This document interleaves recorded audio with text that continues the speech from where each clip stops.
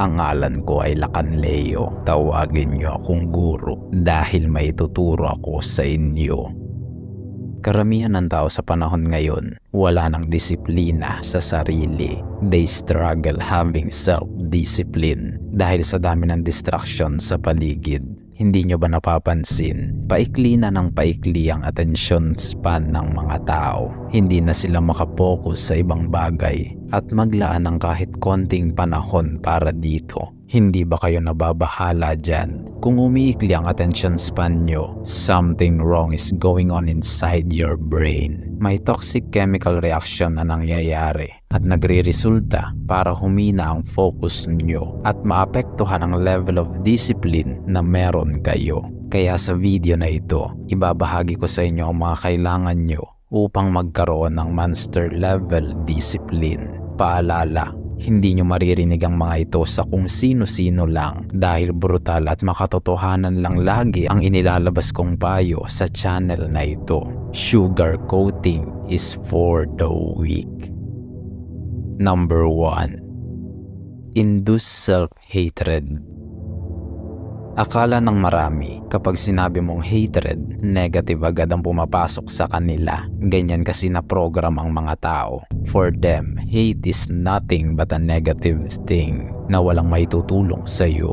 But they are wrong. Masyado lang mababaw ang pangunawa nila sa mga bagay-bagay. They don't see things the way we do.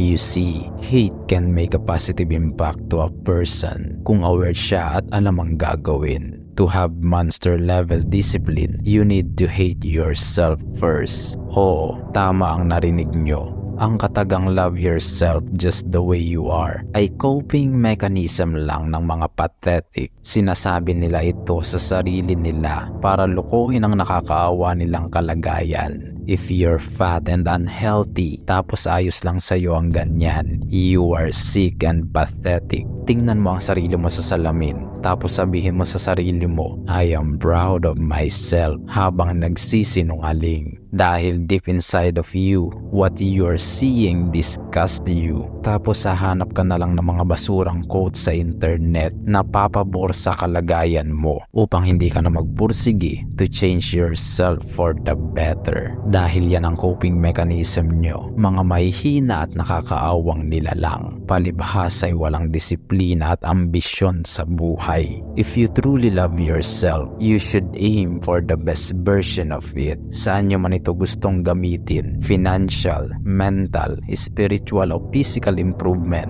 kailangan nyong kamuhian ang inyong sarili hanggang sa maabot nyo ang full potential nyo. Kung mataba ka at hindi mo gusto yung nakikita mo sa salamin, you should hate yourself until you become what you have envisioned. I am fat, I hate it, I'm gonna get fit. I am broke and I hate it, I'm gonna make more money. I am depressed, I hate it, I'll make myself better. Ganyan dapat ang mentality nyo. That's how you use hate to have monster level discipline. Kamuhian nyo kung sino kayo hanggang sa maabot nyo ang gusto nyo maging. If you constantly hate yourself but constantly working to be better, later in life, pasasalamatan nyo ang sarili nyo. Number 2. Turn on panic mode. Ang sabi ng mundo, huwag kang magmadali. Kung para sa'yo, para sa'yo. This is not true in all areas of life. Pipilayan ka ng ganitong paniniwala. This is a coping mechanism for procrastinators. Kaya lalong wala silang natatapos dahil walang nasisimulan. Anong tendency kapag narinig mo yan? Hindi ba't parang gusto mo na lang mag-relax? As if you have unlimited time in this world. Maling-mali ito. Your time here is very limited. Kung hindi mo gagamitin ito ng tama at magliliwaliw ka na lang dyan kasi sabi nila wag ka raw magmadali, lalong wala kang masisimulan.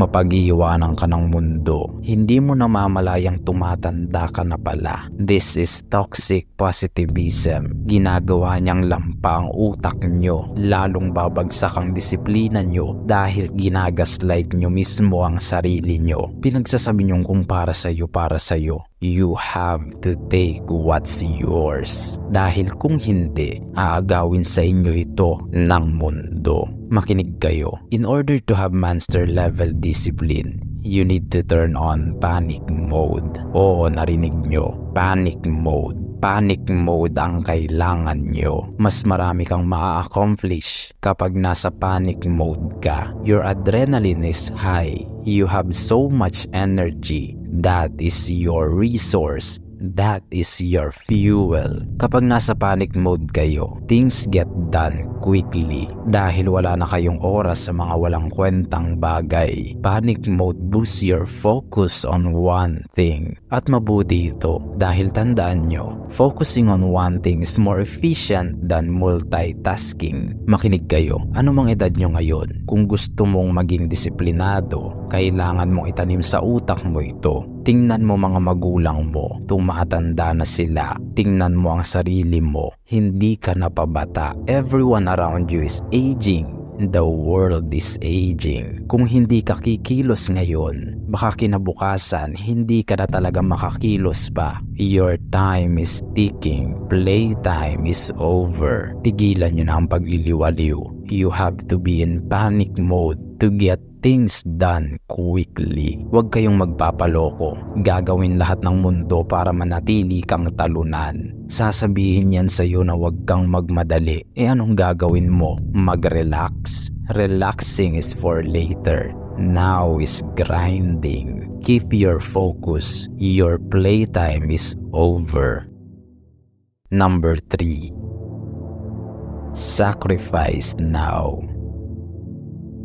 Palagi niyong tatandaan na pagdating sa disiplina, laging kasama dyan ang sakripisyo. Sabi ko nga, success requires discipline and discipline requires sacrifices. Napansin niyo ba kung bakit maraming lalaki ang mahihina ngayon? Mga nilamon ng social media, online games at TikTok trends addictions. Ang sagot dyan ay sacrifice. Bagay na hindi kayang gawin ng majority ng populasyon ngayon. Hindi nga sila makapagsakripisyo ng isang buwan para mag-gym, diet, or training. Hindi nila kayang isakripisyo ang mga luho at pleasures na nakukuha nila sa mga unhealthy habits. That's why they are pathetic. May mga mental health problems at mga obese. Kasi naman ang sarap kumain, humilata at tumitig lang sa cellphone maghapon. Bakit ka nga ba naman magsasakripisyo para maging physically fit and healthy kung pwede mo namang unti-unting bulukin ang katawan mo sa sarap ng mga unhealthy habits? Huwag ka na magsakripisyo. Sarili mo na lang ang isakripisyo mo. Maganda yan. Malayo ang mararating nyo dyan. Mga 6 feet under the ground.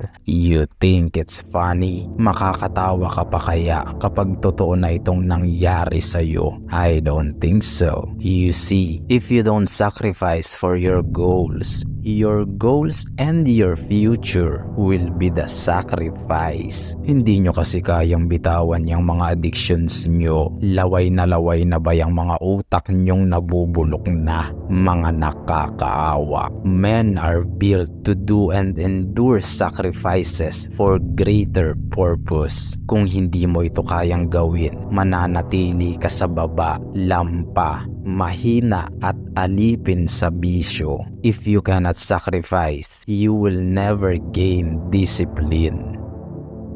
Number 4. Turn off distractions. Ito ang malaking kalaban ng self-discipline, mga distractions ng paligid.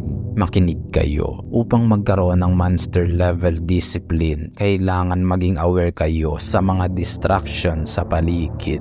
Dahil yan ang pangunahing sisira ng focus nyo. Listen, kapag nawala na kayo sa focus, maaapektuhan na rin ang disiplina nyo dahil magka-partner din yan. focus and discipline. Kapag nawala ang isa, babagsak din ang isa. In order to overcome distractions, kailangan nyo muna ng awareness. You cannot win the war if you don't know who the enemies are. Kung alam nyo ang mga uri ng distractions na maaaring makasira sa focus nyo, madali na lang sa inyong iwasan ang mga ito. First, you have to identify them, then eliminate them. Sa ganitong paraan, mas magiging disiplinado ka sa buhay dahil malawak ang awareness mo tungkol sa kalaban. Distractions cannot ruin your focus anymore. Depende na lang kung hahayaan mo. Unfortunately, karamihan kasi ngayon, hinahayaan nilang masira ang progress nila dahil sa ibang bagay gaya ng social media, online games,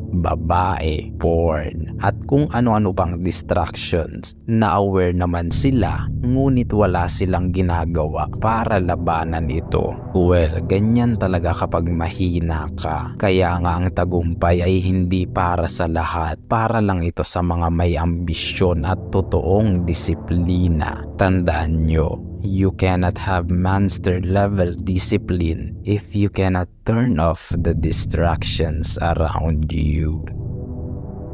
Number 5. Strong willpower. Marahil ito ang dahilan kaya kulang kayo sa disiplina. Mahina ang willpower nyo. Kaya hindi nyo malabanan ang tukso ng social media, online games, babae at iba pang distraction sa paligid.